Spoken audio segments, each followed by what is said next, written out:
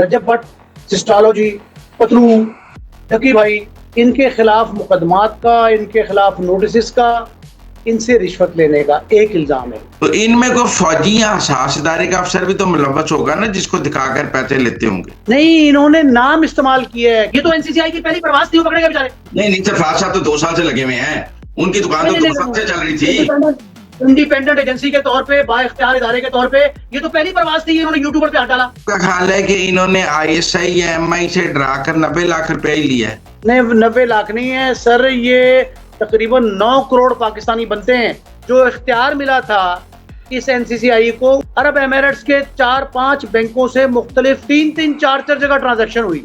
یہ جو ایف آئی اے کے بندے غائب کیے، ان سے فوج نے کیا پوچھا، سازداروں نے، ایم آئی نے، کہ آپ نے کس طرح تفتیش کی یوٹیوبر سے؟ ان میں ایک ایڈیشنل ڈائریکٹر ہیں جو این سی سی آئی پنجاب کے سربراہ تھے، سرفراز چودھری، 2 ڈپٹی ڈائریکٹر ہیں، زوار احمد اور محمد عثمان، اور 2 ہی اسسٹنٹ ڈائریکٹر ہیں۔ سرفراز چودھری صاحب تو بڑے پوڈ کاسٹ کر رہے تھے، اپنی کارکردگی بتا رہے تھے۔ وہ کہتے ہیں کہ میڈیا کو بھی ایک ہتھیار کے طور پہ استعمال کیا گیا۔ تو سر وہ خامن نہیں، وہ تو خود ملزمہ کی حیثیت سے بلائی گئی ہے، طلب کیا گیا اس کو ملزمہ کی حیثیت سے۔ وہ تو اس کو سہولت کار کہا گیا ہے، اس کو پارٹنر کہا گیا ہے ڈکی بھائی کا۔ السلام علیکم ناظرین، مزمل سروردی کے آفیشیل یوٹیوب چینل کے ساتھ میں ہوں مزمل سروردی۔ امید ہے آپ خیریت سے ہوں گے۔ ناظرین، ایف آئی اے کے کچھ افسران پہلے غائب رہے، اب انہیں ایف آئی اے کی تحویل میں دے دیا گیا ہے۔ غائب رہے وہ ایم آئی کے پاس سنا ہے، ملٹری انٹیلیجنس نے انہیں اٹھا لیا تھا، رشوت کا چکر ہے، 90 لاکھ روپے لیے گئے ہیں۔ لیکن ایک سوال ہر آدمی کے ذہن میں ہے کہ پاکستان میں رشوت تو بہت عام ہے، ہر رشوت لینے والے کو یا ہر رشوت دینے والے کے شکایت پر ملٹری انٹیلیجنس تو افسران کو نہیں اٹھاتی ہے۔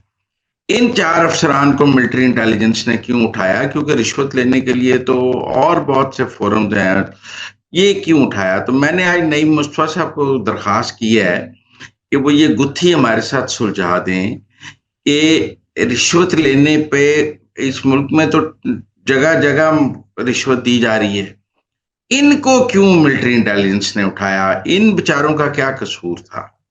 کیوں نعیم صاحب؟ یہ سوال مجھ سے کئی لوگوں نے پوچھا، میں کہ نعیم مصطفیٰ صاحب سے پوچھتے ہیں، وہی سمجھائیں گے ہمیں۔ بہت شکریہ مزمل سہروردی صاحب۔ اصل بات یہ ہے کہ ایک الزام ہے رجب بٹ، سسٹالوجی، پتلو، ڈکی بھائی، سعد الرحمان عرف ڈکی بھائی، ان کے خلاف مقدمات کا، ان کے خلاف نوٹسز کا، ان سے رشوت لینے کا ایک الزام ہے۔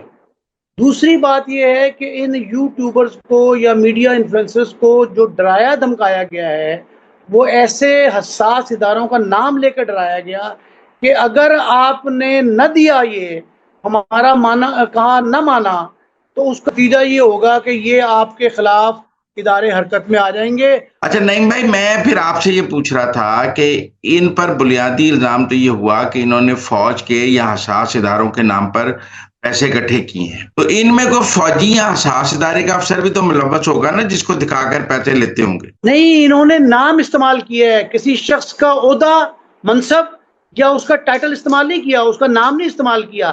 انہوں نے کہا جی کہ ہمیں حکم ملا ہے، ہم جن اداروں کے ہدایت پر یہ کام کر رہے ہیں، اگر آپ نے ہمارے حسب منشا، ہماری گفتگو، ہماری باتیں نہ مانی یا لیک کی، یہ بھی کہتے ہیں ڈراوا دیا کہ جی اگر لیک کیا آپ نے تو وہ ادارے آپ کو اٹھا لیں گے اور آپ کا نام مسنگ کی فہرست میں آ جائے گا۔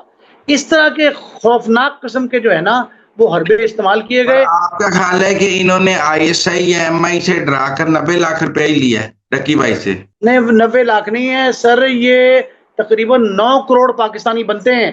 یہ میں ڈالر میں آپ کو بتا رہا ہوں، 326420۔ آپ یہ دیکھیں، 326420 ڈالرز پاکستانی 9 کروڑ روپے بنتا ہے۔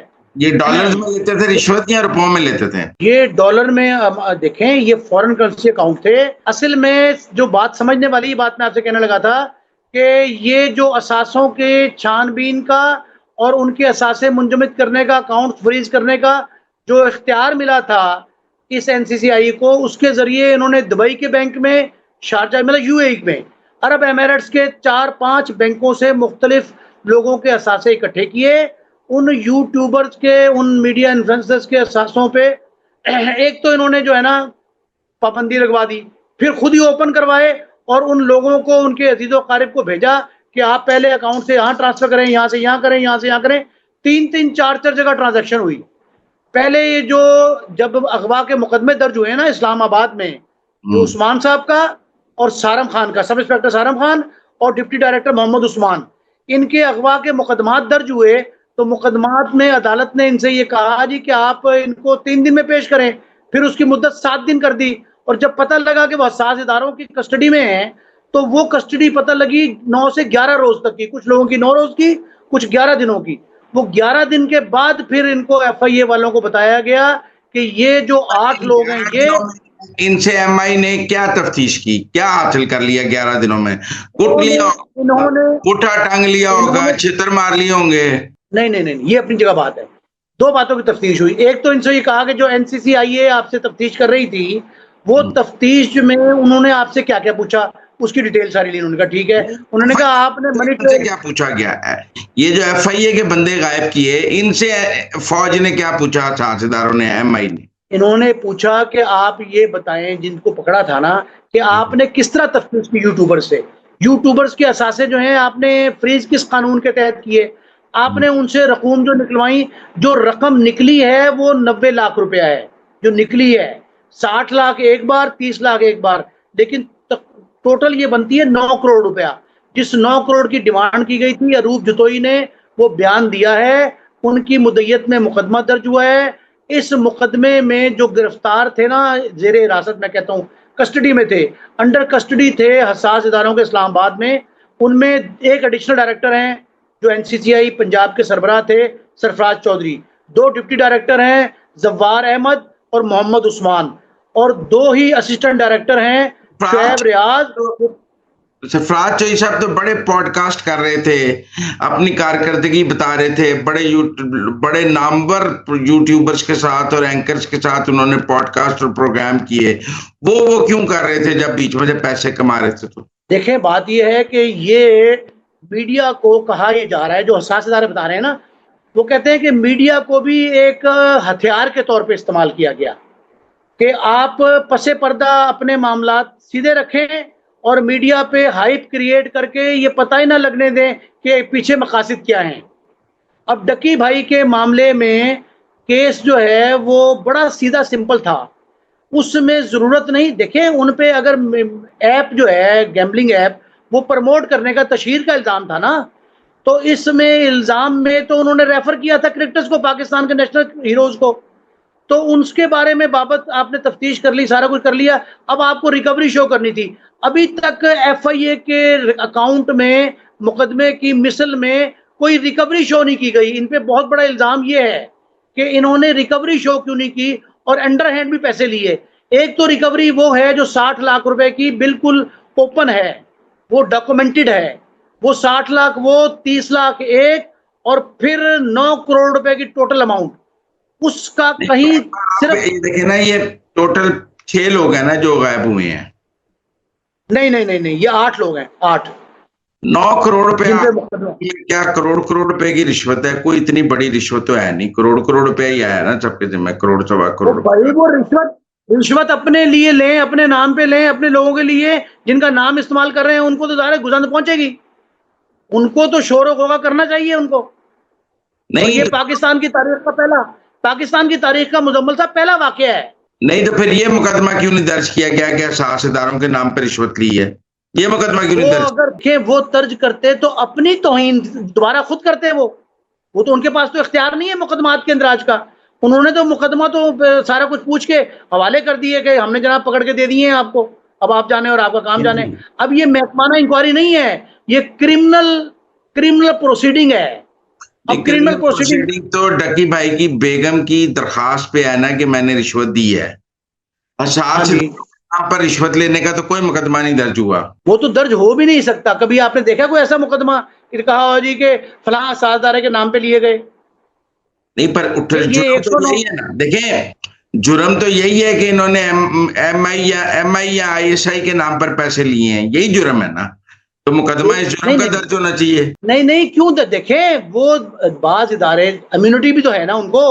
وہ کہتے ہیں کہ ہم اپنا نام نہیں دینا چاہتے. فرض کریں کوئی بری بات نہیں ہے. آپ کو پتا ہے کہ یہ مقدمہ رشوت کا جو ہے اس میں ابیٹمنٹ پہلی بار لگی ہے, اعانت جرم. تو یہ کون ہے جس کے اوپر اپارٹمنٹ لگی ہے؟ سلمان عزیز جو ہے نا, اسی کا بیان ہے, اسی کے اوپر یہ الزام لگایا جا رہا ہے کہ اس نے کہا تھا نام. جی سلمان عزیز کون ہے؟ یہ سلمان عزیز کوئی صنعت کار ہے میرا خیال, میرا اس کا ایگزیکٹ نہیں مجھے معلوم. یہ کوئی سول سرونٹ نہیں ہے, کوئی NCCI کا FIA کا افسر نہیں ہے. یہ سلمان عزیز کے ذریعے یہ ہوا ہے, سلمان عزیز کے ایما پر یہ ہوا ہے. سلمان عزیز بروکر ہوگا نا جو پیسے دلا رہا ہوگا. نہیں, اسی نے نام استعمال کیا نا, نام اسی پہ کہا ہے کہ اس نے نام استعمال کیا اداروں کا, اور یہ کہا ہے کہ جناب ہمیں یہ پیغام فلاں نے دیا, ہمیں یہ پیغام فلاں نے دیا. اچھا, اس کی ریکارڈنگ بھی موجود ہے, بیرون ملک اثاثے چیک کرنے کا ریکارڈ موجود ہے. آپ کرائم رپورٹنگ کرتے رہے ہیں, کسی کا SHO واقف ہو تو وہ SHO کے نام پر پیسے لے لیتا ہے, پر اس کا SHO واقف ہونا چاہیے. کسی کا SP واقف ہو, وہ SP سے کام کرانے کے پیسے لے لیتا ہے. کسی کا IG واقف ہو, وہ IG کا سے کام کرانے, لیکن واقف ہونا ضروری ہے. دکھا کے پیسے لے دینے یا ملاقات کرا کے پیسے لے لیتا ہے. میں یہ کیسے مان لوں کہ ان میں سے کوئی حساس ادارے کا افسر موجود ہی نہیں تھا جس کے کوئی ہو, اور یہ سارے خود ہی لگے ہوئے تھے تاجداروں کا نام لینے. سرفراز صاحب جو ہیں ایڈیشنل ڈائریکٹر, ان کے تو حساس اداروں سے قریبی تعلقات تھے, وہ تو لگے ہی حساس اداروں کے.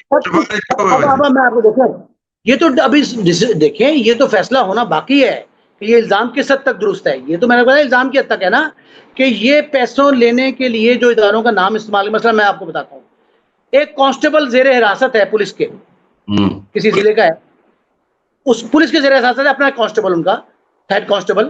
اس نے یہ کہا تھا کہ مجھے فٹافٹ جو ہے اتنے پیسے دے دو, 25,000 مانگے تھے اس نے, وگرنہ میں تمہارا نام CCD میں دے دوں گا. اب دیکھیں, جس کی ہوا چلی ہوتی ہے نا, جس کا روب دبدبہ, جس کی حیثیت مسلمہ ہوتی ہے, اس سے لوگ خوف کھا رہے ہوتے ہیں, اسی کے نام پہ پیسے ملتے ہیں نا, اور زیادہ ملتے ہیں. آپ کو مجھے کسی نے اگر رشوت دینی ہے تو لاکھوں میں دے دے گا, کروڑوں میں کون دے گا, اپنے اکاؤنٹس کے اور اپنے زیور بیچ کے کون دے گا. خیال ہے کہ یہ MI یا ISI دے ناتے بھی پیسے لینے نہیں, تو 9 کروڑ روپے بہت تھوڑے پیسے نہیں. سر جی 9 کروڑ تو ابتدا ہے نا. اب آپ ایک بات سنیں, غالب کا شعر سن لیں. پنہا تھا دام سخت قریب آشیان کے, اڑنے نہ پائے تھے کہ گرفتار ہم ہوئے. یہ تو NCCI کی پہلی پرواز تھی, وہ پکڑے گئے بیچارے. نہیں سر, فراز صاحب تو 2 سال سے لگے ہوئے ہیں, ان کی دکان تو 2 سال سے چل رہی تھی. انڈیپینڈنٹ ایجنسی کے طور پہ, با اختیار ادارے کے طور پہ, یہ تو پہلی پرواز تھی. یہ انہوں نے یوٹیوبر پہ ہاتھ ڈالا. اچھا, تو یہ اگر پیسے لیے ہیں کسی نے, دیکھیں مقدمے کے مدعی تفتیشی ہیں شعیب ریاض صاحب. وہ کون ہے؟ لیکن شعیب ریاض جو ہے اسسٹنٹ ڈائریکٹر تھے لاہور میں تعینات, وہ اس مقدمے کی تفتیش کر رہے تھے.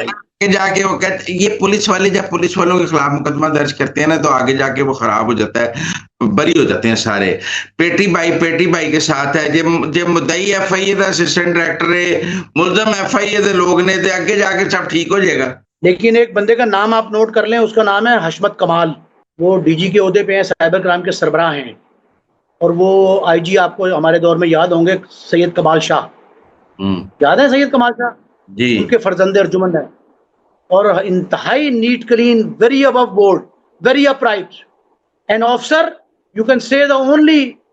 صرف ایک اس افسر کی ساری جو ہے نا کمائی ہی نیک نامی ہے.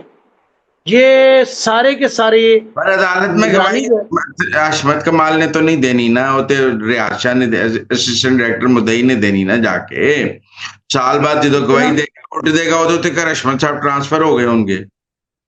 نہیں, وہ علیحدہ بات ہے. حشمت کمال صاحب نے جو اپنی ساری سروس کا ریکارڈ, ٹریک ریکارڈ ہے نا ان کا, اس میں کوئی شخص ان کو پانی نہیں پلا سکا. میری ان سے شناسائی بہت کم ہے, لیکن ان کی شہرت جو میں نے سنی ہے نا, خیبر سے اور پنجاب تک دونوں صوبوں میں, وہ شہرت ان کے والد صاحب کی اتنی, اب ان کی یہ جو مذکورہ حشمت کمال صاحب, ان کی شہرت بھی یہی ہے. اب NCCI کا کیا سٹیٹس ہے؟ یہ تو پتہ لگ گیا کہ یہ دکان چلاتے ہیں, یہ تو ایک دہاڑی کا اڈا کھل گیا. اب کیا سٹیٹس ہے؟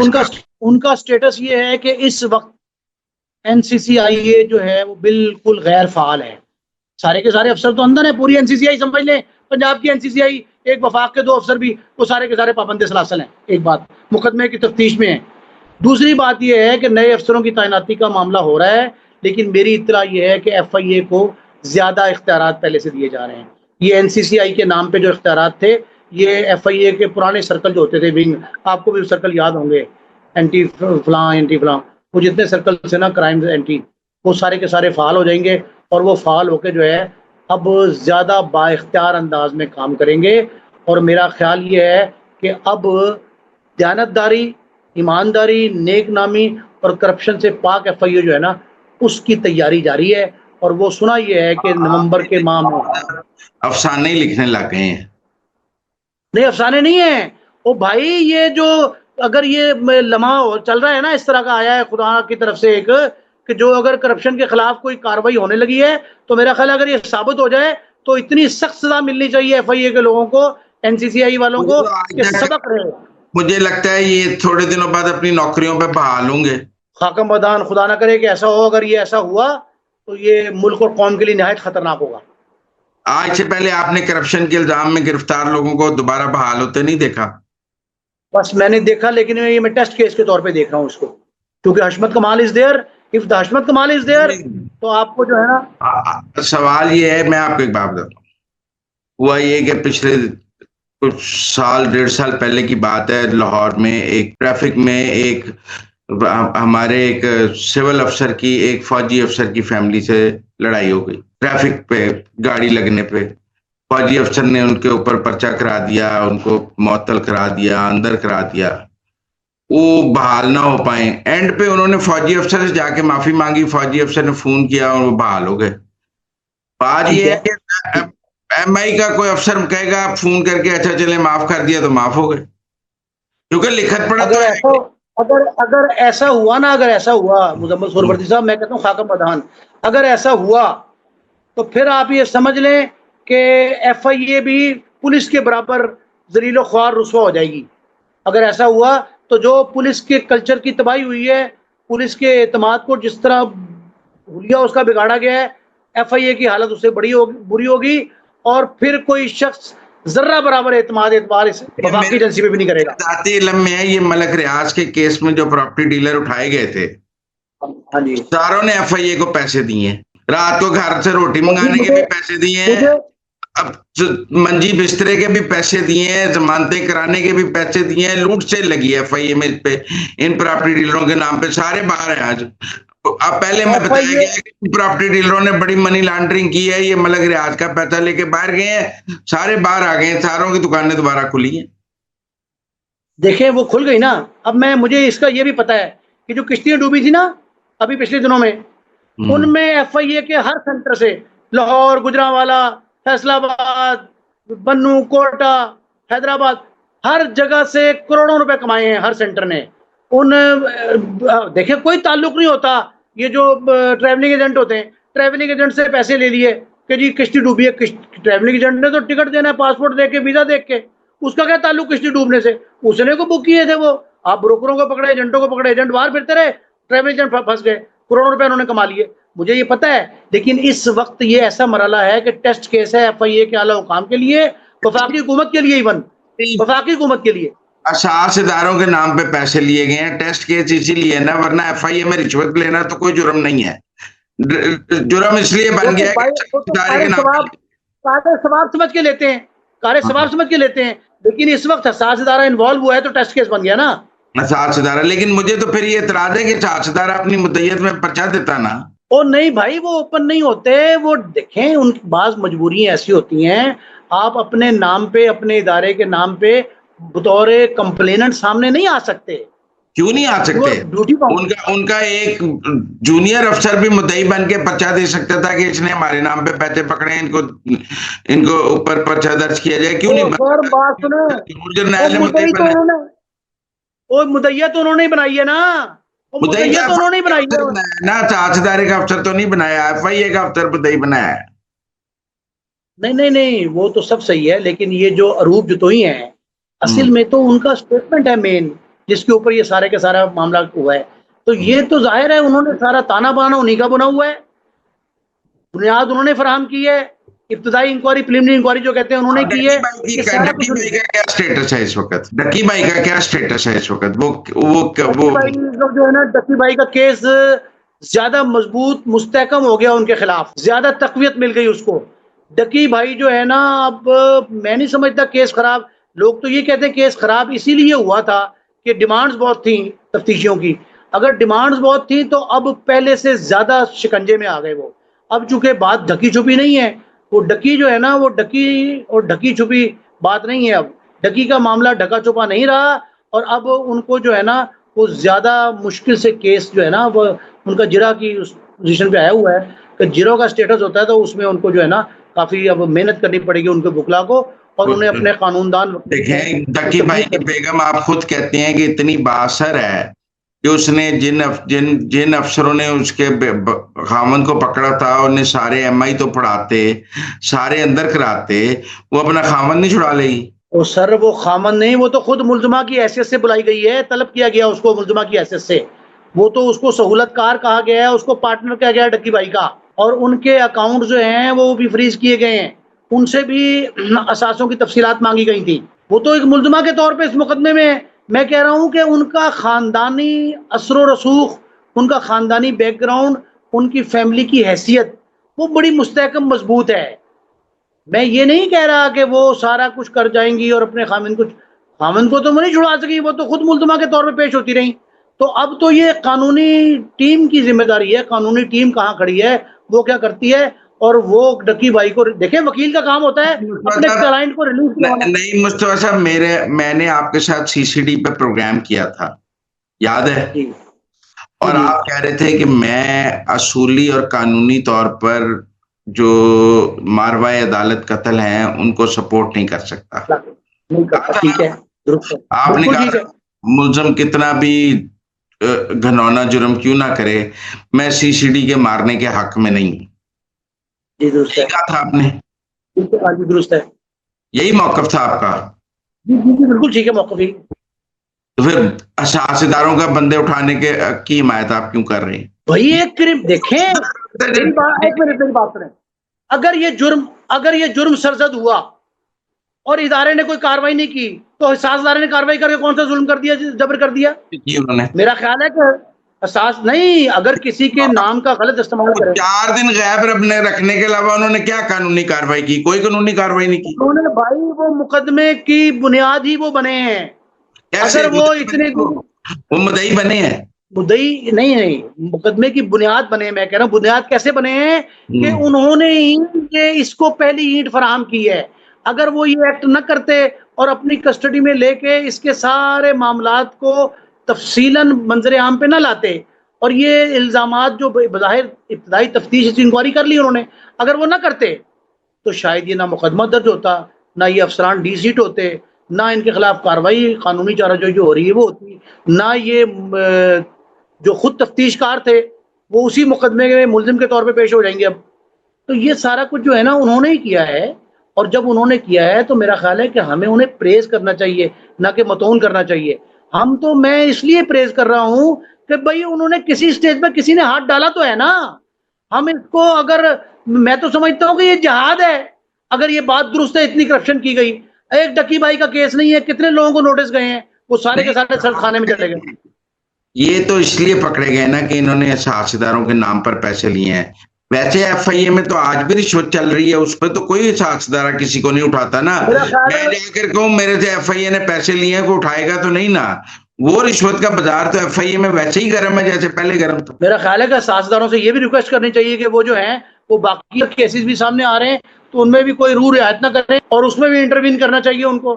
بھلے ان کے نام پہ نہیں بھی لیے گئے، پبلک کو بھی جو ہے حمایت حاصل کرنے کے لیے بہترین موقع ہے. کارروائی کا اختیار سیاستداروں کو دے دینا چاہیے. بہت اچھی بات ہے. میں کہتا ہوں کہیں نہ کہیں تو کوئی اسٹیج تو ایسی ہونی چاہیے نا کہ جہاں سے یہ کرپشن کا یہ جو ایک کھلا، دیکھیں یہ کھلے بندوں کرپشن ہے. جہاں رشوت مانگی جائے وہ ایم آئی کو جا کے درخواست دے. ایم آئی کو درخواست نہ دے، ایم آئی کو میرا خیال ہے کوگنس لے لیا کرے، جو ان کو ہے نا ایسے خود اختیارات ہونے چاہیے، آٹومیٹک سو موٹو اختیارات ہونے چاہیے. وہ سو موٹو لے کے پکڑ لے ان کو، اچھی بات ہے. آپ اگر نہیں سو موٹو لیتے تو میں نام بتا دوں گا کون کہاں کتنے پیسے لے رہا ہے. آپ کے پاس بڑی انفارمیشن ہوگی. ہم تو تیار ہیں, ہم ان کو, میں تو اسسٹ کروں گا اس معاملے میں, ان کو ہیلپ آؤٹ کروں گا. مجھ سے پوچھیں کہ وہ صرف تب کاروائی نہ کریں جب ان کے نام پر پیسے لیے جائیں, ویسے بھی رشوت پہ کاروائی ہونی چاہیے ملک میں. بالکل ہونی چاہیے. میں تو کہتا ہوں جہاں جہاں بھی ہو رہی ہے جس ادارے میں, وہاں یہ پکڑ لیں تو چلے دیکھیں. اب دیکھیں اتنے رشوت کا بازار گرم تھا اور ایم آئی کو پتہ لگ گیا, ایف آئی اے کے اپنے افسران کو کوئی پتہ نہیں تھا, وہ کوئی کاروائی نہیں کر رہے تھے. تو یہ افسران کی آنکھیں بند تھیں یا یہ نالائق اور نااہل تھے؟ میرا خیال ہے کہ ان کو بھی اس مقدمے میں جو لوگ نااہل تھے اور خاموش تماشائی بنے ہوئے تھے, وہ بھی اعانت جرم کے مجرم ہونے چاہیے. مطلب یہ تو میں نہیں مطلب ہے کہ اوپر والے افسروں کو پتہ ہی نہیں تھا نیچے دکان لگی ہوئی ہے. دکاندار جو اس طرح کی کرپشن پہ خاموش رہے, ظلم کو سہنے والا بھی اتنا ہی ظالم ہے. جو دیکھ رہا ہے خاموش ہے, اس کا اختیار ہے, اگر اس کے ہاتھ میں قانون ہے تو وہ چاہیے اس کو یہ کہ وہ کاروائی کرے, اور نہیں کرتا تو وہ برابر کا شریک کار ہے. چلے, بہت شکریہ نعیم مصطفیٰ صاحب ہمارے ساتھ بات کرنے کا. It was pleasure talking to you. Thank you very much.